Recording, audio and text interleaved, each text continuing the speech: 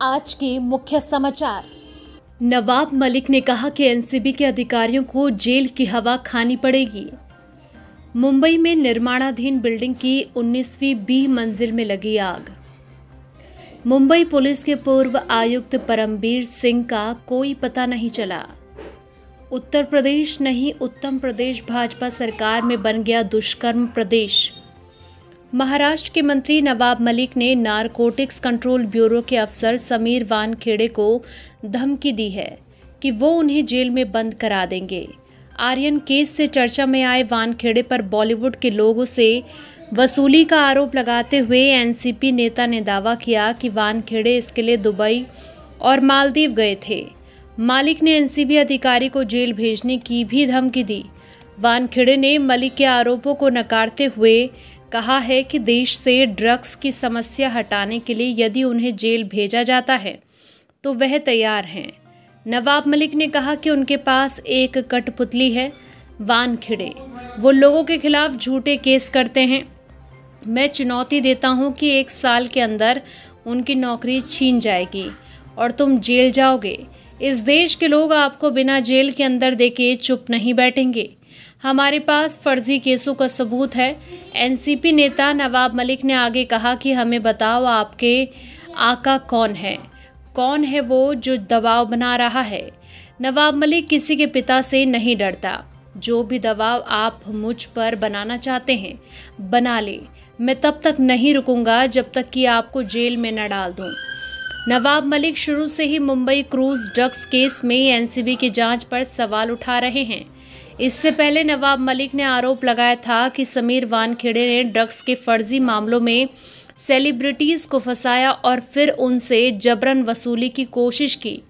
महाराष्ट्र के मंत्री नवाब मलिक ने ट्वीट किया था कि सुशांत सिंह राजपूत के सुसाइड के बाद समीर वानखेड़े ने रिया चक्रवर्ती और दूसरे बॉलीवुड सितारों पर फर्जी ड्रग्स केस लगाया।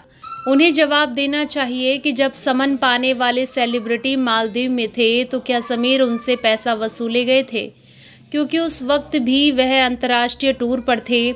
एनसीपी नेता नवाब मलिक के उस बयान जिसमें उन्होंने समीर वानखेड़े को जेल में भेजने की धमकी दी थी, पर जवाब देते हुए उन्होंने कहा कि नवाब मलिक बहुत ही बड़े मंत्री हैं और वे उनकी इज्जत करते हैं, लेकिन एनसीबी सिर्फ अपना काम कर रही है और जेल में भेजने का कमेंट नवाब मलिक को शोभा नहीं देता।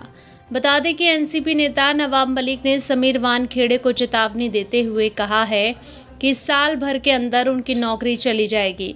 उन्होंने कहा था कि वानखेड़े को जेल में डाले बिना वह रुकने वाले नहीं हैं। एनसीपी नेता नवाब मलिक ने पुणे में कहा कि मैं समीर वानखेड़े को चेतावनी देता हूं कि साल भर में आपकी नौकरी जाएगी। आप हमें जेल में डालने के लिए आगे आए थे। अब आपको जेल में देखे बिना इस देश की जनता खामोश नहीं रहेगी। दबाव डालने वाला तेरा बाप कौन है, वो हमें बताओ। तेरा बाप कितना भी दबाव डालने की कोशिश करे, नवाब मलिक किसी के बाप से डरने वाला नहीं है और तुझे जेल में डाले बिना मैं रुकने वाला नहीं हूँ। ये आज मैं स्पष्ट कर देता हूँ। मुंबई में 60 मंजिला इमारत में शुक्रवार 12 बजे भीषण आग लग गई। 19वीं मंजिल पर लगी आग देखते ही देखते 25वीं मंजिल पर पहुंच गई। बिल्डिंग निर्माणाधीन है, इसलिए किसी तरह के जान की नुकसान की खबर नहीं है। ताज़ा जानकारी के मुताबिक कुछ मजदूर फंसे थे जिन्हें सुरक्षित निकाल लिया गया है। इस बीच हादसे का एक वीडियो भी सामने आया है जिसमें एक शख्स बालकनी से छलांग लगाते दिख रहा है। वह नीचे की एक मंजिल पर छज्जे को पकड़ता है लेकिन फिर नीचे गिर जाता है। इस शख्स का नाम अरुण तिवारी है। 30 वर्षीय तिवारी एक फ्लैट में काम कर रहा था। पहले कहा गया कि वह घायल है, लेकिन अब उसकी मौत की खबर आई है। दमकल की करीब 20 गाड़ियां मौके पर पहुंची। इमारत बहुत ऊंची होने के कारण आग पर काबू पाने में परेशानी का सामना करना पड़ा। अभिघ्न पार्क अपार्टमेंट नामक की यह बिल्डिंग करी रोड पर स्थित है। अच्छी बात यह रही कि अभी यहाँ कोई रहने वाला नहीं आया है। अधिकांश फ्लैट में काम चल रहा है। महाराष्ट्र सरकार ने मुंबई उच्च न्यायालय में परमबीर सिंह मामले में जवाब दायर किया है। दाखिल जवाब में कहा गया है कि अभी तक मुंबई पुलिस के पूर्व आयुक्त परमबीर सिंह का कोई पता नहीं चला है। वहीं बचाव पक्ष में परमबीर सिंह की ओर से पेश हुए वकील ने बताया कि उन्हें अभी भगोड़ा घोषित नहीं किया गया है। मीडिया रिपोर्ट्स के मुताबिक यह सुनवाई न्यायमूर्ति नितिन जामदार और न्यायमूर्ति सारंग कोतवाल की खंडपीठ में हुई। इसमें महाराष्ट्र सरकार की ओर से वरिष्ठ वकील डेरियस खंबाटा पेश हुए थे। परमबीर सिंह की ओर से वकील महेश जेठमलानी ने पक्ष रखा। आईपीसी परमबीर सिंह अभी महाराष्ट्र के डीजी होमगार्ड हैं। परमबीर सिंह के वकील के मुताबिक उन्हें 2 बार समन जारी हुआ और दोनों बार उन्होंने समन का उत्तर दिया। इस आधार पर उन्हें भगोड़ा घोषित नहीं किया गया है कि सरकार अब अपने इस आश्वासन पर कायम नहीं रहना चाहती कि उनके खिलाफ दर्ज केस में उन पर कोई एक्शन नहीं लिया जाएगा।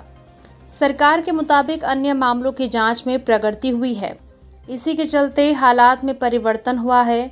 उच्च न्यायालय में यह सुनवाई परमबीर सिंह पर पुलिस इंस्पेक्टर भीमराव घाड़के द्वारा लगाए गए आरोपों पर चली रही थी।